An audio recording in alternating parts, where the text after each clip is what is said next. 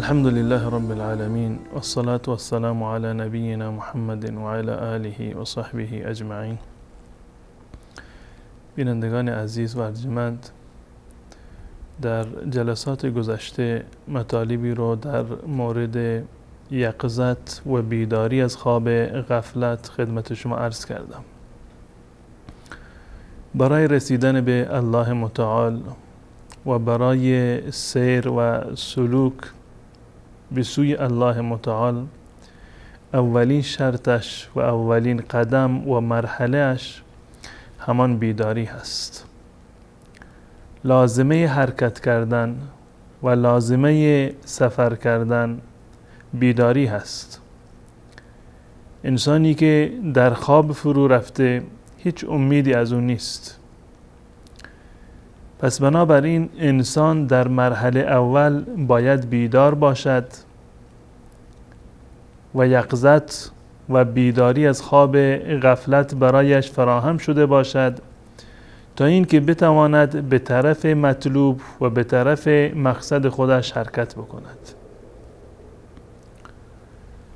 دومین مرحله از مراحل سیر و سلوک به طرف الله متعال تفکر و تدبر هست. یعنی این که انسان مسلمان باید در مورد هدف خودش و مسیری که میخواهد آن را بپیماید تدبر بکند و بیندیشد، منافعش را، ضررهایش را، اسباب و وسایلی که در این زمینه نیاز دارد، کوتاه بودن و دور بودن مقصد را، تمام این موارد را انسان باید در ذهن داشته باشد و بر مبنای این موارد باید آمادگی بگیرد. تفکر یک عبادت قلبی است. یک عبادتی هست که با دست و پا و اعضای ظاهری انسان نمیتواند آن را انجام بدهد، بلکه کار قلب هست که تدبر بکند و تفکر بکند و بیندیشد. و اضافه بر آن یک واجب شرعی هست. الله متعال می‌فرماید و انزلنا الیک الذکر لتبین للناس ما نزل الیهم. ای پیامبر، ما ذکر را، قرآن را بر تو نازل کردیم تا آن را برای مردم بیان بکنی، تبیین بگردانی. ولعلهم یتفکرون، تا شاید انسانها و مسلمانان تفکر بکنند و تدبر بکنند، بیندیشند در آیات قرآن کریم.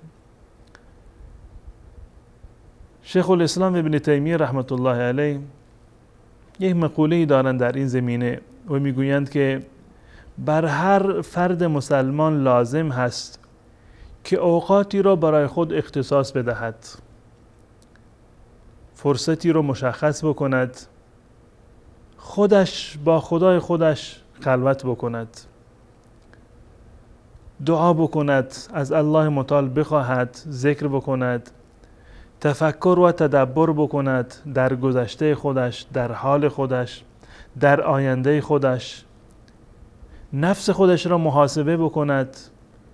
من تا حالا چه کار کردم و چه کار نکردم؟ چه کارهایی را که می بایست انجام بدهم که انجام ندادم؟ چه کارهایی را که نمی بایست انجام بدهم که متاسفانه انجام دادم؟ مراقبه بکند، قلب خودش را اصلاح بکند. این یک وظیفه شرعی هست و لازمه سالم ماندن و پویا ماندن قلب انسان هست. و در روایتی که رسول الله صلی الله علیه و سلم فرمودند که 7 نفر را در روز قیامت الله متعال جزو مهمانان ویژه قرار می دهد و زیر سایه عرش خودش قرار می دهد، یکی از آن افراد فردی هست که در خلوت با الله متعال راز و نیاز کرده، به تفکر و تدبر پرداخته. و رجل ذکر الله خالیا ففاضت عیناه، مردی که در خلوت الله متعال را یاد می کند، تفکر می کند، تدبر می کند در زندگانی خودش، در مورد مرگ خودش، در دنیا و آخرت خودش، در مورد اعمالی که انجام داده، در مورد آیات قرآن کریم، در مورد نشانه های الله متعال، و بر اثر این تدبر و این اندیشیدن قلبش متأثر می شود و اشک از چشمانش جاری می شود. چون این انسانهایی رو الله متعال در روز قیامت زیر سایه عرش خودش جا خواهد داد. تفکر و تدبر زمینه‌ای هست برای عمل کردن که انسان را به عمل وامی دارد و حقایقی را در جلوی انسان قرار می دهد که منجر می شود به یک زندگانی سعادتمند. زیرا همه می دانیم که افکار ما و گفتار ما و کردار ما این نتیجه اون افکاری هست و اون تفکراتی هست که در قلب انسان وجود دارد. پس بنابراین تفکر کردن و تدبر کردن ارزش خیلی زیادی را دارد، به گونه ای که حسن بصری رحمت الله علیه می فرمایند که تفکر ساعت خیر من قیام لیله، یک لحظه و یک ساعت تفکر کردن از قیام شب هم فراتر و بالاتر هست. زیرا که با این تفکر و تدبر شما مسیر زندگی خودتان را انتخاب می کنید، نفع و ضرر خودتان را مشخص می کنید، پس انداز اعمالی را که داشتید اونها را محاسبه می کنید و می دانید که چه کارهایی را که انجام ندادید باید انجام بدهید و این انگیزه بسیار قوی خواهد بود برای اعمال خیر بیشتر. و این تفکر آینه زندگی تو هست. در آینه تفکر و تدبر تو می توانی حسنات و نیکی های خودت را ببینی، چه اندازه حسنات و نیکی هایی را داشتی، و می توانی بدی های خودت را ببینی، چه اندازه بدی را انجام دادید. نیکی هایت را حفظ کنی و از بدی هایی که انجام دادید از الله متعال به خاطر آن معذرت بخواهی و توبه بکنی. نقل شده از سفیان ثوری رحمت الله علیه که ایشون یک شبی بلند شدند برای نماز و قیام اللیل، آفتابی رو برداشتند که بروند وضو بگیرند. دست چپشون روی آفتابه بود و دست راستشون را روی سرشون گذاشتند و به فکر و تدبر فرو رفتند تا زمانی که اذان صبح را شنید. یعنی از بس که غرق در تفکر و تدبر بود متوجه نشد که این وقت چگونه سپری شده. علما و بزرگان و انسانهای نیکوکار همیشه این عادت را دارند که در زندگی خودشون، در حیات و ممات خودشون، اعمال نیک و بد خودشون، در آیات قرآن و در نشانه های الله متعال همیشه تفکر و تدبر می کنند. انسانی که تفکر و تدبر می کند همیشه حساب کار دستش هست، می داند که چه کاری رو انجام داده و چه کاری رو انجام نداده. اما در چه زمینه‌ای باید تفکر کرد؟ مجال تفکر و میدان تفکر کجا هست؟ بهترین مجال برای تفکر و برای اندیشیدن آیات قرآن هست. آیه رو که قبلا خدمت شما عزیزان تلاوت کردم، وانزلنا الیک الذکر لتبین للناس ما نزل الیهم ولعلهم یتفکرون. شاید که آنها تفکر بکنند و تدبر بکنند. آیات توحید رو، آیاتی که در مورد یکتایی و یگانگی الله متعال هست، در اینها تدبر بکنیم، در شواهد و نشانه های یگانگی الله متعال و شواهد و دلایلی که ما را به این مطلب میرسانند که شرک باطل هست، خرافات باطل هستند، نباید به افسانه ها و خرافات اهمیتی قائل شد. در این زمینه انسان باید تدبر و تأمل بکند. زمینه دیگرش مخلوقات و آفریدگان الله متعال هستند.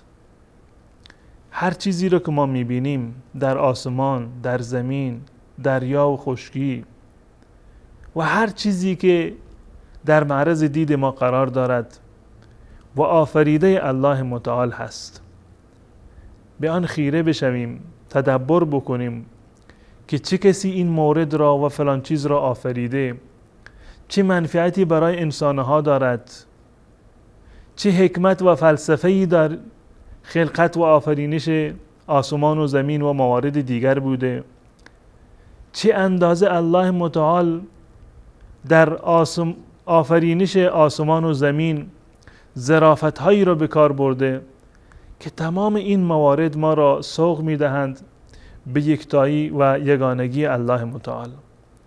و سخر لکم ما فی السماوات و ما فی الارض جمیعا. الله متعال آنچه را که در آسمان هست و آنچه در زمین هست همه را برای شما مسخر کرده.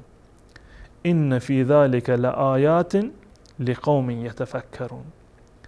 اینها همه نشانه هست، همه آیه هست، همه جای تأمل و تدبر دارد، منتها برای انسانهایی که اهل این کار هستند، اهل تفکر و تدبر هستند. مورد سوم که ما باید به آن بیاندیشیم در مورد دنیا و آخرت هست. کذالک یبین الله لکم الآیات. الله متعال آیات خودش را این گونه برای شما بیان می کند. لعلکم تتفکرون فی الدنیا والآخره.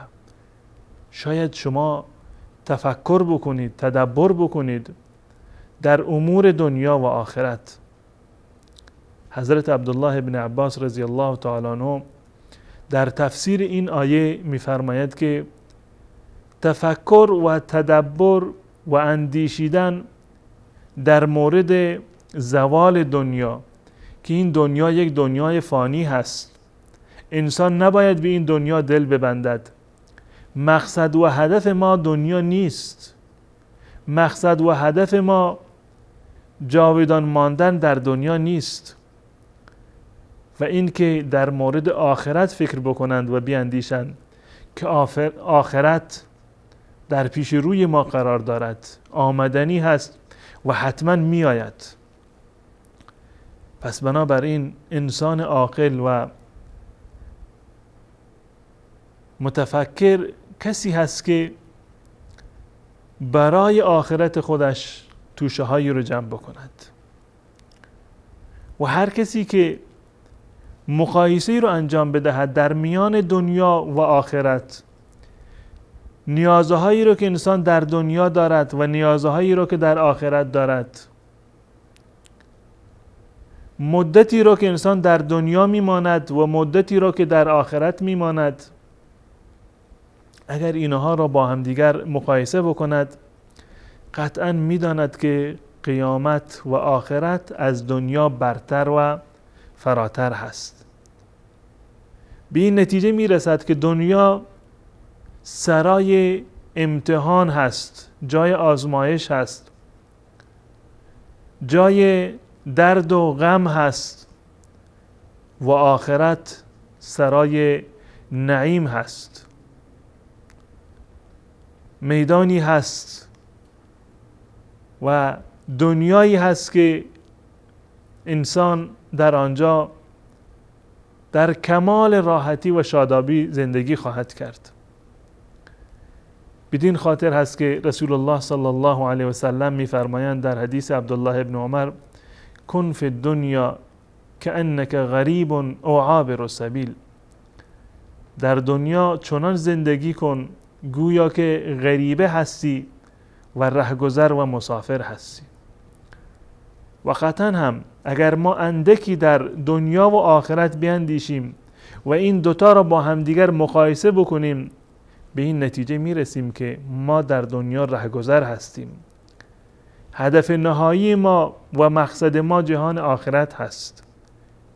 اگر توشه ای رو ما باید داشته باشیم، اگر ذخیره ای رو ما باید داشته باشیم، اگر اسباب و وسایلی رو باید برای خودمون فراهم بکنیم، برای زندگانی آخرت باید فراهم بکنیم.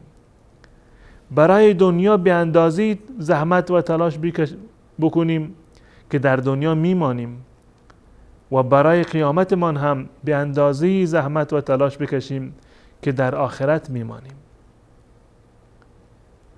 پس بنابراین آنگونه که رسول الله صلی الله علیه وسلم فرمودند: کن فی الدنیا کأنک غریب او عابر سبیل.